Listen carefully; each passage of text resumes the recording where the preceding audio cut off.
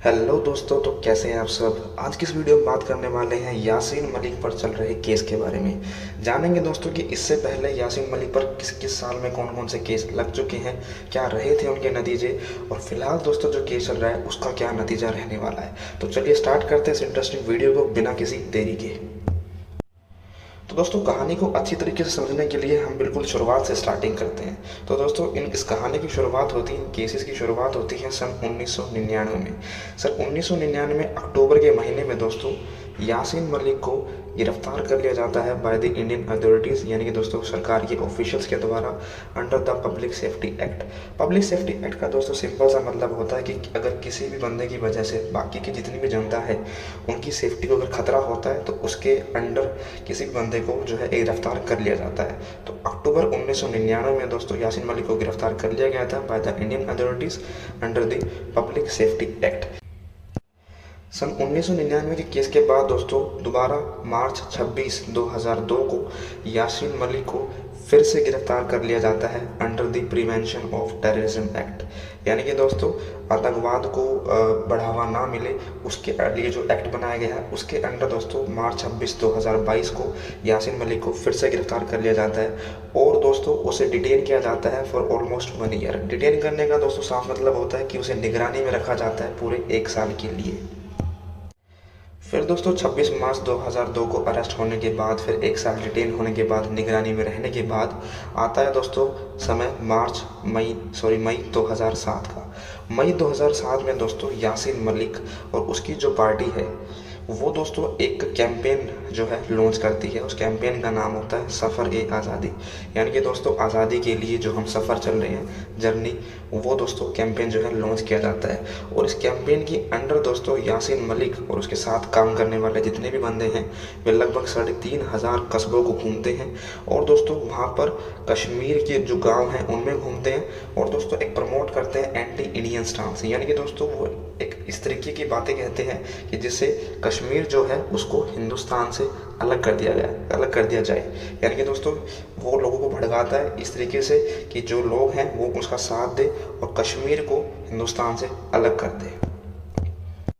फिर दोस्तों 2017 में जो नेशनल इन्वेस्टिगेशन एजेंसी है दोस्तों इंडिया की, वो एक केस रजिस्टर करती है यासीन मलिक के खिलाफ। और ये दोस्तों जो केस होता है वो होता है टेरर फंडिंग का, यानी कि दोस्तों आतंकवाद को जो पैसे दिए जाते हैं उसके खिलाफ जो है ये जो केस है ये रजिस्टर किया जाता है। 2017 में दोस्तों केस रजिस्टर होने के बाद इन्वेस्टिगेशन की जाती है और फिर दोस्तों आता है समय फरवरी 26, 2019 का। तो दोस्तों 26 फरवरी 2019 को यासीन मलिक का जो घर है उसे खोजा जाता है और दोस्तों उसके घर में जितने भी प्रकार के ऐसे कोई डॉक्यूमेंट्स हैं, वो इलेक्ट्रॉनिक आइटम्स हैं जिन पर भी शक किया जा सके कि वो अपराधी संगठन के साथ मिला हुआ है, उन सबको दोस्तों सीज कर लिया जाता है, जब्त कर लिया जाता है।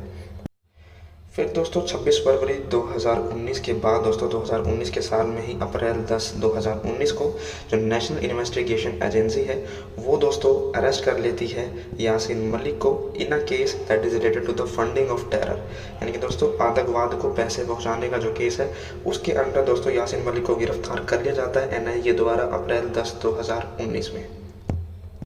तो दोस्तों अप्रैल 2019 के बाद आता है समय मार्च 2020 का। मार्च 2020 में दोस्तों यासीन मलिक और उसके जो 6 और साथी हैं उन पर दोस्तों और चार्जेस लगाए जाते हैं। चार्जेस कौन कौन से होते हैं? सबसे पहला होता है दोस्तों टेररिस्ट एंड डिसरप्टिव एक्टिविटीज़। उसके अलावा दोस्तों दूसरा होता है दी आर्म्स एक्ट जो कि 1959 में पास हुआ था। उसके साथ दोस्तों एक लगाया जाता है रणबीर पैनल एक्ट।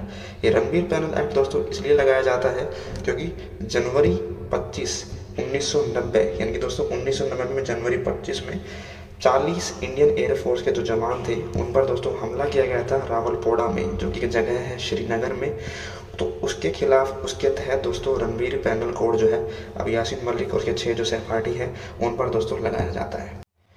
मार्च 2020 के ठीक 2 साल बाद दोस्तों यानी कि मई 10, 2022 को मलिक को कसूरवार ठहरा दिया जाता है। जितने भी उसके खिलाफ चार्जेस लगे थे उन सब के खिलाफ। इस पर दोस्तों यासीन मलिक है ये कहता है कि अपने ऊपर लगाए गए जितने भी चार्जेस हैं उन सभी को स्वीकार करता है और उनके खिलाफ कोई भी जो है अपनी तरफ से दलील नहीं देता है। अब दोस्तों जान लेते हैं कि यासीन मलिक पर कौन कौन से टोटल चार्जेस जो है लगाए गए थे। तो दोस्तों यासीन मलिक पर सबसे पहले लगाया था सेक्शन 16, इसके अंदर वो टेररिस्ट एक्ट के अंदर आता है। दूसरा दोस्तों सेक्शन 17, यानी कि वो दोस्तों फंड रेज कर रहा था टेररिस्ट एक्टिविटीज़ के लिए। तीसरा दोस्तों 18, सेक्शन 18, यानी कि वो जो टेररिस्ट एक्टिविटी है उसमें षड्यंत्र कर रहा था। सेक्शन 20 दोस्तों, क्योंकि वो टेररिस्ट गैंग का पार्ट था। और दोस्तों सेक्शन 120B, यानी कि 120B जिसमें वो दोस्तों षड्यंत्र रच रहा था। And 124A of the sedition. Sedition का मतलब होता है दोस्तों इस प्रकार की चीज़ें करना जिससे जो कि सरकार के खिलाफ हो। तो ये सारे दोस्तों दुनिया भर के जो चार्ज हैं इन सब को यासीन मलिक स्वीकार कर लेता है और कहता है कि मुझे इनके खिलाफ कुछ भी नहीं कहना है। इन सब के बाद दोस्तों मई 19, 2022 को दिल्ली कोर्ट यासीन मलिक को अपराधी ठहराती है जितने भी उसके खिलाफ चार्ज लगे हैं उन सब पर, लेकिन दोस्तों फैसला नहीं सुनाती है। इसके बाद दोस्तों आज यानी कि 25 मई 2022 को थोड़ी ही देर में हमें पता लग जाएगा कि जो यासीन मलिक है उसको दोस्तों फांसी की सज़ा दी जाएगी या उम्र कैद की सज़ा दी जाएगी। अगर दोस्तों आपकी पूरी कहानी पूरा केस समझ में आया हो तो प्लीज़ लाइक कर दीजिएगा वीडियो को, सब्सक्राइब कर दीजिए चैनल को और शेयर कर दीजिए अपने दोस्तों के साथ। मिलते हैं फिर किसी नई इंटरेस्टिंग केस के साथ, नई इंटरेस्टिंग अपडेट के साथ। Thank you so much, bye bye.